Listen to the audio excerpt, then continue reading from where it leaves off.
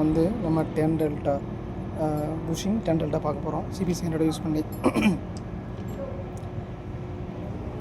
ட்ரான்ஸ்ஃபார்மரோடது புஷிங்கில் connect பண்ணியிருக்கோம். ஒரு இது ஹை வோல்டேஜ் சைடும், ஒரு இது 10 டெல்டா பாயிண்ட் வந்து இந்த ரெண்டு இங்கே இருக்கும். இந்த கனெக்ஷன் பார்த்திங்கன்னா இந்த சைடு இங்கேருந்து இந்த பிடியூ இதுக்கு வரும், இங்கே வரும். அந்த ரெட் கலர் வந்து ரிட்டர்ன் எடுக்கிறது, ரிட்டர்னு. அந்த ப்ளூ தேவையில்லை இப்போதைக்கு, ஏன்னா 2 வயர் தான் எடுக்கிறோம்.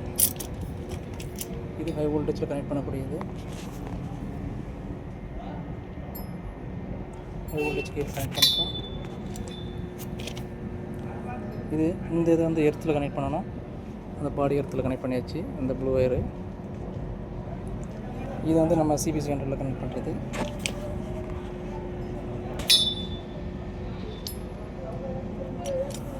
இது எங்கே போய் பார்க்கணுன்னா, இந்த இடத்துல ட்ரான்ஸ்ஃபார்மர் இதில் போய்ட்டு இதை ப்ரெஸ் பண்ணும்போது 10 டெல்டா பவர் ஃபேக்டர்னு சொல்லி இருக்கும்.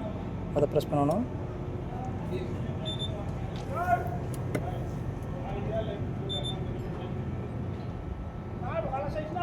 இப்போ இதில் நம்ம 10K வோல்டேஜ் 10K இதில் அப்ளை பண்ணணும். 60 ஹெர்ட்ஸு அட்ஜஸ்ட்மெண்ட் தேவை கிடையாது, இது விட்டுடலாம். இப்போ புஷிங் பார்க்குறதுனால இது யூஎஸ்டி மோடு தான். யூஎஸ்டி மோடில் தான் செலக்ட் பண்ணோம், ஏன்னா அது புஷிங், அதனால் யூஎஸ்டி மோடு. அப்புறம் உள்ளே போய் இந்த இது செட்டிங்கு